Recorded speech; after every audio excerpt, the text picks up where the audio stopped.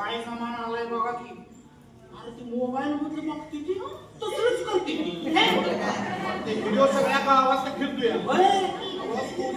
नाक कापलं काय करावं त्या बापानं. मला सांगतो आधीच्या जमातीला जितक्या तिथं ठेच